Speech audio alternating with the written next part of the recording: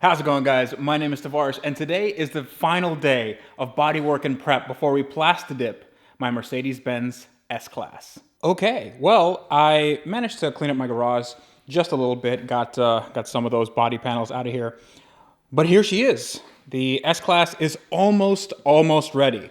This would be the semifinals or the finals, or I'm not sure what analogy I can come up with. But the last time I left you off, this car had a little bit of an issue. The hood couldn't come up. I couldn't open the hood for some reason because, well, the reason was because I'm a dummy and I closed the hood when I didn't check the mechanism was working properly. Thankfully, the mechanism was working properly, but I just forgot to put a spring in there from the old hood, and basically all I needed to do was have somebody hold the hood up while I yanked on the hood opening mechanism, and it opened right up, and I put the new spring in there, and now it opens up as it should. I have everything on the front end pretty much bolted up. All the hardware for the bumper and all that, that's all connected. The headlights are connected. Everything is ready to go other than this bodywork. So last time you guys saw all these nasty and gnarly scratches all over the hood, and there's some scratches and gouges on the rest of the car. There's also some rust, I think, on that side, on that door, and there actually are some rust bubbles like up here and up here. What we're going to do today is we are going to be sanding out these scratches. Now, I'm not going to be doing a full bodywork restoration. It's just going to be basically quick and simple. I'm going to be using 150 grit on a dual action DA sander and just getting all these nasty scratches, especially the ones like this. It's in the clear coat, but it's kind of deep, like I can feel it with my fingernail. So I'm just going to get that out with my DA sander.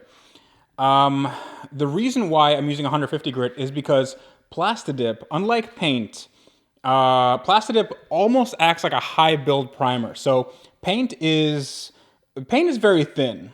So unless you apply many coats, paint is going to be thin, and whatever imperfections you have, whatever Bondo and rough edges and whatnot that you have, that is going to shine through, and you'll see that through the paint.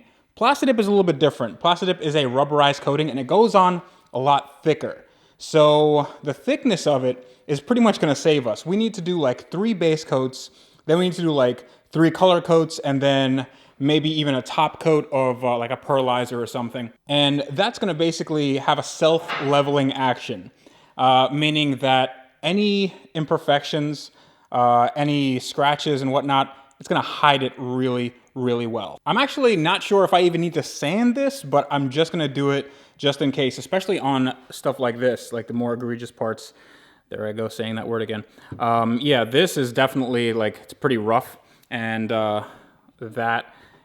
basically this entire hood's just going to need to be sanded back a little bit. And also, if we look right here, right there, that is also a rust bubble. So I'm just going to mask this off, hit it with a wire wheel, have some rust preventative formula, and then put on a little bit of body filler, and this should be good as new. And that's going to go for the opposite side, the passenger side door. I think the back end is pretty okay. I'm not going to be doing small dents. This is a daily driver, so there's like tiny dings sort of all over the car, and I'm not too worried about those. But one thing I sort of have to wait for is stuff like the parking sensors. So anybody that's doing this swap will know that the parking sensors from the 2000 to 2003, well, the facelift versus a non-facelift, the parking sensors are different. So I have to order 6 new parking sensors, and I also have to order, for some reason, I can't find this part. And everybody that's selling it on eBay, for just that one part, they want like $100. So I don't know what to do. I need this and also like two of these on the other side. Apparently, this is a pretty rare body kit to have on this car, or at least the S55 is pretty rare to have in the 2003 to 2006.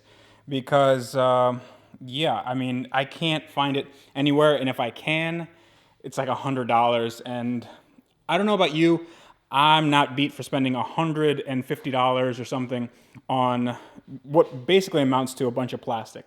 So I'm gonna try to find those, but those might be holding up this project. That and the parking sensors.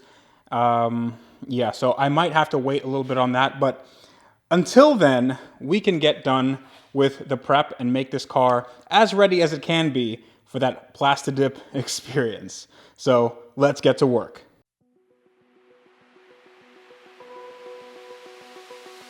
Open eye, feel the waves cut through me, hypnotized by the sounds I'm breathing in. Hold tight, chemicals collide.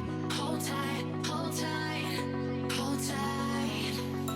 Dripping lights paint the skies, all because of you.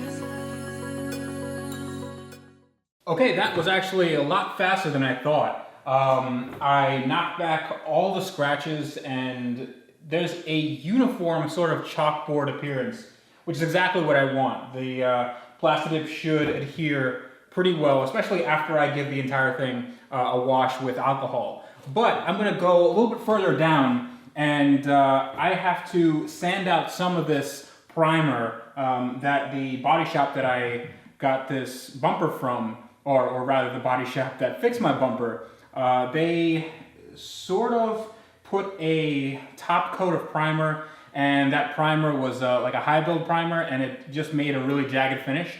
So I'm going to hand sand with 180 grit. I'm going to wet sand this entire bumper. It doesn't actually seem like that big a job. It should take me like maybe 10 minutes, but just so it has a smooth to the touch finish and it's not like, you know, crater and crag filled. But this is coming along pretty quickly.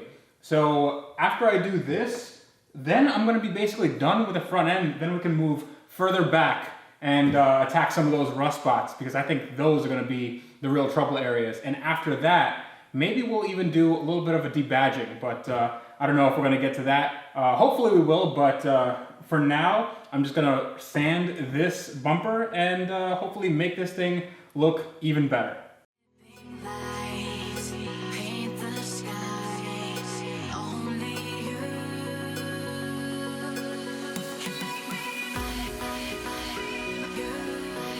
make me so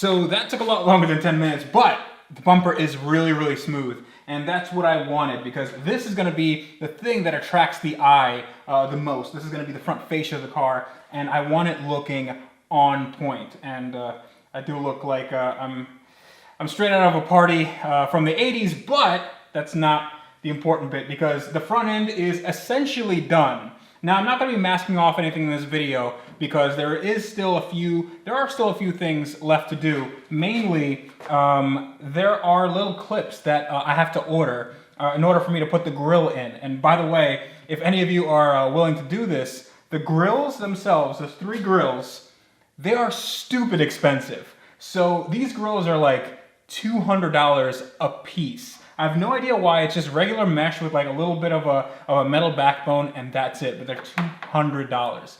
So make sure that if you buy a bumper, it comes with the grills. The only problem with my bumper is that there's like little clips that the grills pop into, and when the body shop fixed the bumper, they did it with fiberglass, and they managed to break some of the clips. The clips themselves are like $5, that's no problem, but I'm gonna have to sort of drill holes into the bumper where the clips used to be, and put the clips in, and then put the grill in, and then prep everything, like mask everything off, and maybe I'll even take off the headlights just to make it that much easier. But I am rambling right now because I am going to put down I'm gonna put down the car. I am going to put the car on the ground and turn it around, and we're going to start on some of that rust. I know this is probably too late to say, but if you guys are doing something like this in a garage, make sure you work in a well-ventilated area. Every time I had any sort of contaminants, I always had a window or the garage door open just a crack because you want some fresh air coming in, because you really don't want the entire room filling up with that chemical garbage going into your lungs. You don't want that. All right, now that the car is turned around and in the air, you can see this was the side skirt that we were working on before, and off camera I just sanded it down. It's no big deal. Sanded it down and put some primer on it, and it actually looks pretty clean. It's not perfect, but it's good enough for me. There's no nasty waves in it, and the only issue is like right here. I don't know if you can see it. It's like a little pit right there, but I'm not too worried about that. That's basically like a rock chip anywhere else. So that's good enough for me. I might put some putty in there before I do a Plastidip, but that's just a might. What we have to do is this. So this is the rust spot. Well, there are two, one right here and one over here.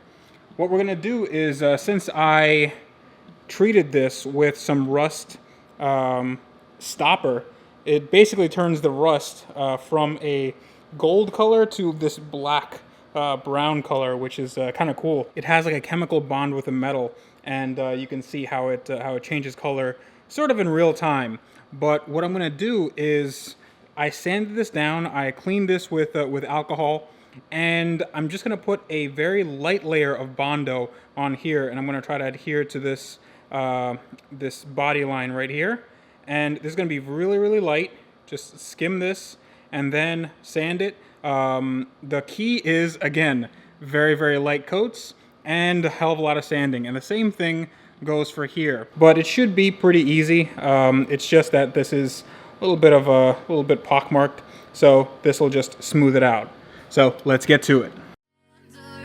Hold tight, chemicals collide. Hold tight, hold tight, hold tight. Dripping lights paint the sky. Here is the sort of product. This is the first coat. I will be sanding this down, and the same goes for over here. Now, I did a rookie mistake. I put way too much hardener and ended up with a lot more Bondo than I needed. The reason why is because this is a cream hardener. Let's see if we can get that. This is a cream hardener, and I don't know why, but mine was, it's basically like water, has the viscosity of water, and it just dripped out.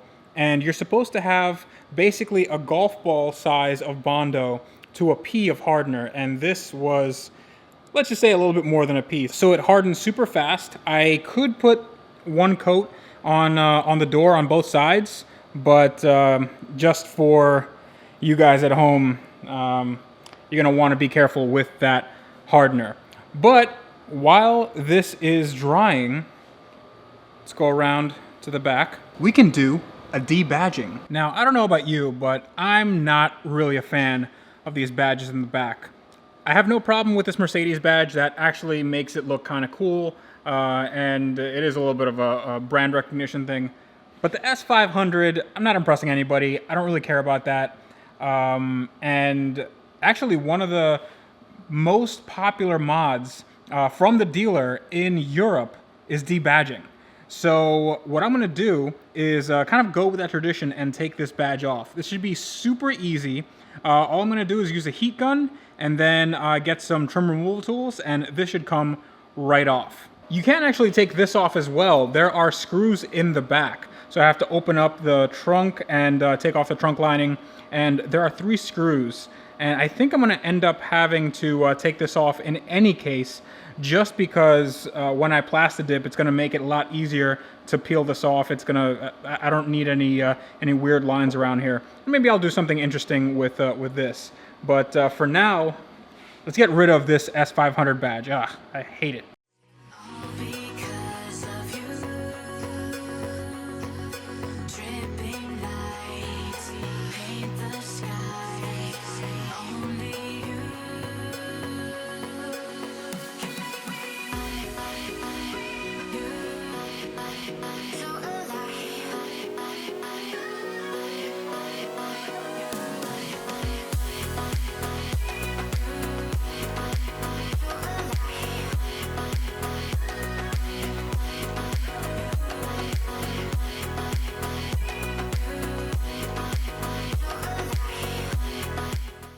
And the offending badge is gone. It took it took a little more effort than I thought, which is sort of the theme of my channel. It took a little more effort than I thought. That's going to be the byline of my autobiography. But after I took off the initial badge with the heat gun, what I had to do was use a lot of, you might use Goo Gone. I use, this thing's called Oops. And I don't think this really works all that well. But with some elbow grease, with a lot of elbow grease, in fact my elbow is quite greasy, actually devoid of grease because I used it all, I managed to make this as smooth as possible. And also you can use a little bit of a polish just to take out that little bit of glue or whatever stuck on there. The paint usually is fine underneath, and unless the car's been repainted with the badges already on there, then you really don't have anything to worry about. So yeah, this looks a lot cleaner. I like the way it looks. I don't think I'm going to remove that this Mercedes badge right now. Maybe I'll do it before I do the Plastidip. It really is not too big of a deal, just 3 screws. But since I'm done back here, I think the Bondo is just about dry. So I'm going to sand that down, and then I think we'll call it a day.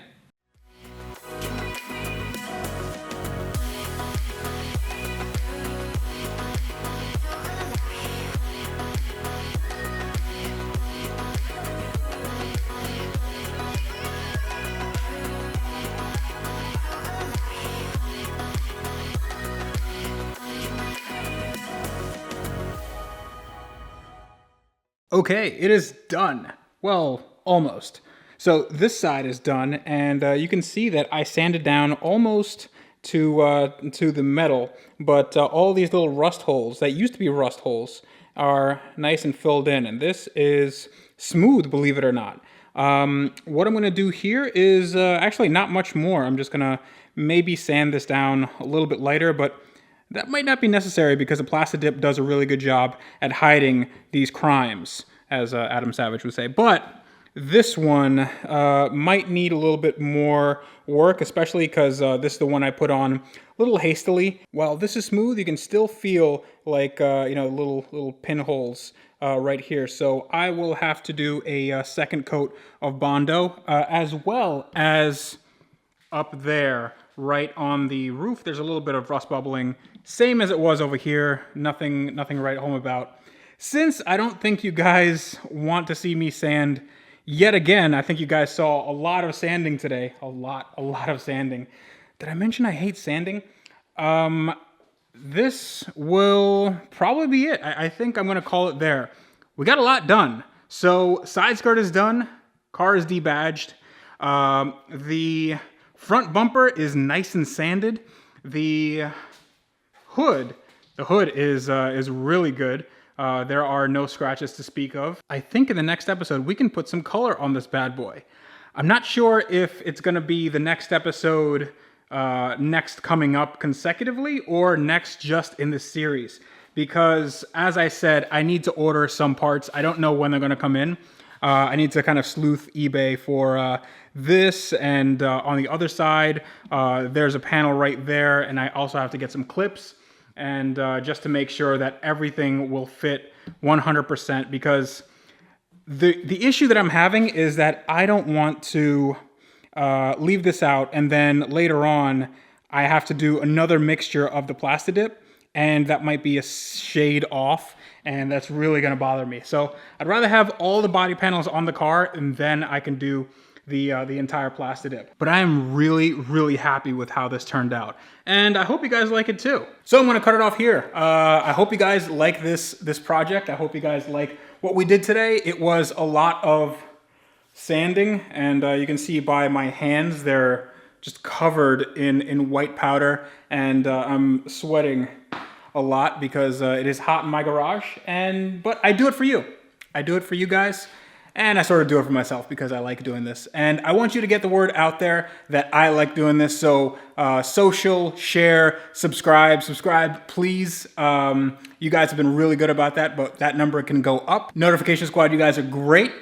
Just keep up the good work. Twitter is @TheRealTavarish, and that is also for Instagram. On Facebook, it's facebook.com/AskTavarish, and you can email me directly at asktavarish@gmail.com. All that stuff will be in the link in the description below. But until next time, this is me, Tavarish, telling you to wrench every day.